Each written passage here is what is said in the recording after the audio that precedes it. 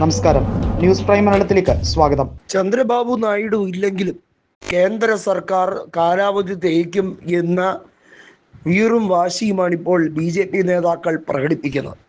അതായത് ആന്ധ്രയിൽ തന്നെ BJP നേതാക്കൾ നായിഡുവിനെതിരെ തിരിഞ്ഞു എന്നുള്ള റിപ്പോർട്ടാണ് പുറത്തു വരുന്നത്.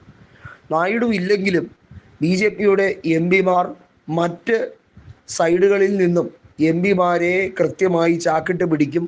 അതിനുള്ള കഴിവും പണവും ഞങ്ങളുടെ കയ്യിലുണ്ട്. ഞങ്ങൾ വിചാരിച്ചാൽ ഒരൊറ്റ രാത്രി കൊണ്ട് നിങ്ങളുടെ സർക്കാരിനെ കീഴ്മയിൽ മറിക്കാം, രാഷ്ട്രപതി ഭരണം ഏർപ്പെടുത്താം. ഇങ്ങനെയൊക്കെ ഉള്ള ഗീർവാണങ്ങൾ അടിച്ചു പിടിക്കുകയാണ് ആന്ധ്രയിലും മറ്റും. ഒന്ന് ആലോചിക്കണം, ഇപ്പോഴും കേന്ദ്രമന്ത്രിയായി TDPയുടെ ഒരു പ്രതിനിധി കേന്ദ്ര സർക്കാരിൻ്റെ ഭാഗമായി ഉണ്ട്. റാം മോഹൻ നായിഡുവാണ് അദ്ദേഹം ശ്രീകാകുളം ലോക്സഭാ സീറ്റിൽ നിന്നും തുടർച്ചയായി 3-ാം തവണ വിജയിച്ച വ്യക്തിയാണ്. അദ്ദേഹത്തിനെ വെല്ലുവിളിക്കുന്ന രീതിയിലൊക്കെയാണ് ഇവിടെ തകൃതിയായി കാര്യങ്ങൾ നടക്കുന്നത്. പറഞ്ഞു വരുന്നത് വളരെ വ്യക്തമായും ആന്ധ്രയുടെ രാഷ്ട്രീയ ഭാവി ഇനി ഏതൊക്കെ ദിശയിലായിരിക്കുമെന്ന് വ്യക്തമാകുന്ന സാഹചര്യമാണ്. നേരത്തെ നായിഡുവും രേവന്ത് റെഡ്ഡിയുമായുള്ള കൂടിക്കാഴ്ച പല രീതിയിലുള്ള രാഷ്ട്രീയ മാനങ്ങൾക്ക് തുടക്കമിട്ടിരുന്നു. രേവന്ത് റെഡ്ഡി പുതിയ രീതിയിലേക്ക് നായിഡുവിനെ ഇന്ത്യ മുന്നണിക്കൊപ്പം കൂട്ടാൻ വേണ്ടിയുള്ള നീക്കം, അതിനുവേണ്ടി കോൺഗ്രസ് ആണ് അണിയറയിൽ പ്രവർത്തിക്കുന്നത്.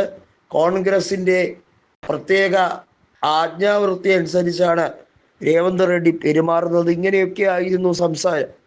രേവന്ത് റെഡ്ഡിയെ സംബന്ധിച്ചിടത്തോളം ലോക്സഭയിൽ BJPയുടെ അംഗങ്ങളെ കുറയ്ക്കുക എന്നുള്ളത് റെഡ്ഡിയുടെ മനസ്സിലെ ചില പ്ലാനുകൾ തന്നെയാണ്. കഴിഞ്ഞ തവണത്തെ ലോക്സഭാ തെരഞ്ഞെടുപ്പിൽ തെലങ്കാനയിൽ നിന്നും 8 സീറ്റുകൾ BJPക്ക് കിട്ടിയത് ആശ്ചര്യപ്പെടുത്തിയെന്നാണ് രേവന്ത് റെഡ്ഡി പറഞ്ഞത്. അങ്ങനെ കിട്ടാനുള്ള യാതൊരു വഴിയുമില്ല. ഇത്തവണത്തെ തദ്ദേശ സ്വയംഭരണ തെരഞ്ഞെടുപ്പ് ബാലറ്റ് പേപ്പറിൽ എണ്ണി തിട്ടപ്പെടുത്തിയപ്പോൾ BJPക്ക് നാമമാത്രമായ വോട്ടുകളാണ് കിട്ടിയത്. സീറ്റുകളൊന്നുമേ കിട്ടാനും സാധ്യതയില്ലാത്ത അവസ്ഥ വന്നു. സമയമെടുത്ത് തന്നെയാണ് വോട്ടെണ്ണിയതെങ്കിലും അതിൻ്റെ വില ജനങ്ങൾ മനസ്സിലാക്കി കഴിഞ്ഞിരിക്കുന്നു. അതായത് കേന്ദ്രത്തിൽ BJP MP-മാരുടെ എണ്ണം പേപ്പർ വെച്ചാണ് എണ്ണുന്നതെങ്കിൽ, ബാലറ്റ് പേപ്പർ വെച്ചാണ് എണ്ണുന്നതെങ്കിൽ എണ്ണത്തിൽ ഗണ്യമായ കുറവ് വരും.